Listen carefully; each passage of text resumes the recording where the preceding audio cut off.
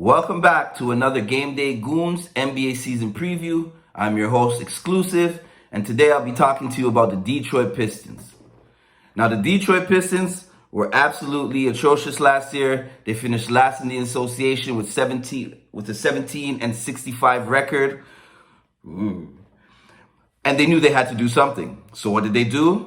They brought in Monty Williams, a well-respected coach, and they gave him a staggering 6-year, $78 million contract. Now, he's probably getting paid more than half of their roster, 100%.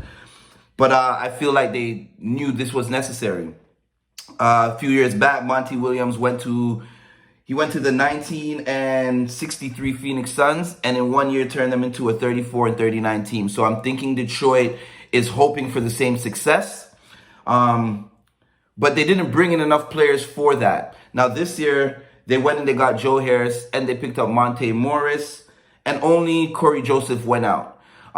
Near the trade deadline last year, they went out and they got Bagley and Wiseman. So those two pieces, along with Harris, Morris, and they drafted Ausar Thompson and Marcus Sasser, both in the first rounds.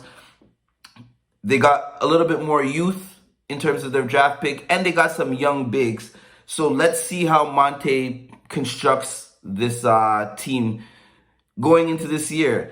There's no doubt about it in my mind that they are going to be a better team than they were last year. I don't see them at the bottom of the Eastern Conference this year. That is for another team.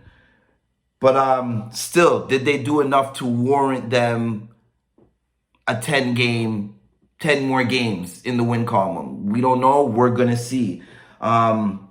Their win totals is projected at 28.5. Seeing as they won 17 last year, 28 is 11 games more. Do they do it? I don't know. I would say 27, 28 is where I would put them. But to have them at 29, 30 games, that's a little bit different. We'll see how it goes. Like I said, a lot of teams in the conference got much better. Detroit didn't. I think the best thing they did was bring in a coach who knows what he's doing. So let's see if Monte can get these guys playing together and make it look respectable. The Detroit Pistons haven't been in the playoffs, I think, in 6 seasons. And the last time they did hit the 30 win mark was 5 seasons ago. And that season, they didn't make the playoffs. I think they were 41-41, and they had Dwayne Casey at the helm. So let's see if they can get back into some kind of basketball relevancy, and we're not always talking about them at the bottom of the pile. Some of their fantasy relevant players.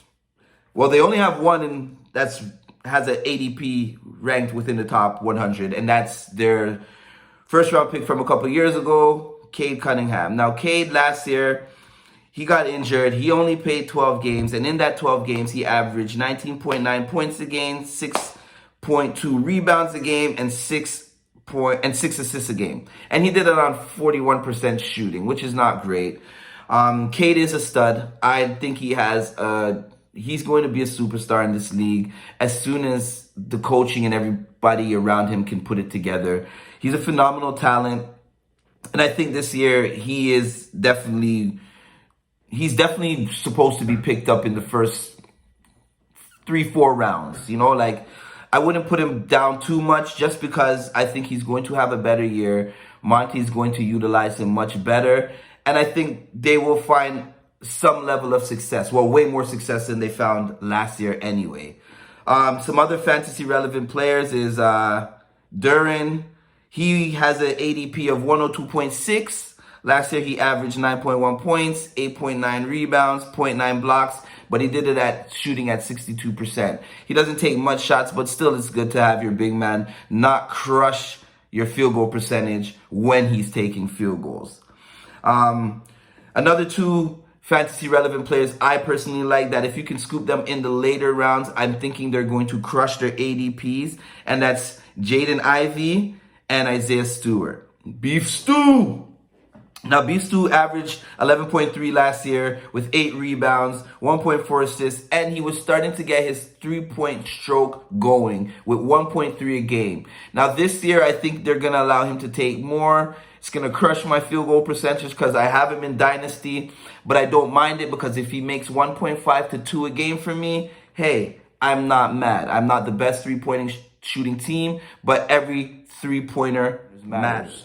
Right? And Jaden Ivey, last year averaged 16.3 points a game, 5.2 assists, and 4 rebounds a game. So that's very solid for a rookie. Coming into this year, I think he's going to be the sixth man, but he looks like he has the green light off the bench. I was watching a preseason game the other day, and he took 17 shots. Did you hear what I said? 17 shots. If he can make 10 of those, hey, that's 20 points a game. You know what I mean? Do your thing, young bull. Get it. But, like, just do it with some efficiency. Don't kill my field goal percentage. Don't be over there turning over the ball. I think last night he had, like, 6 turnovers, but we won't talk about that right now. Anyways, this team's outlook, I definitely think they're going to be better than they were last year. I really like the addition of Monte Williams.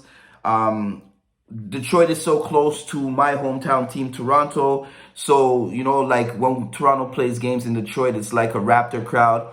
So I like Detroit for that, and I really do want to see them get into their own. I want to see that Detroit Massive get back in there and, you know, compete with us when we're playing a game against y'all. So I'm praying for Detroit to do a little bit better. I do like the franchise back to the days of the bad boys. So let's get it in. Hopefully Detroit can make some noise this year and not be the stinker of the league.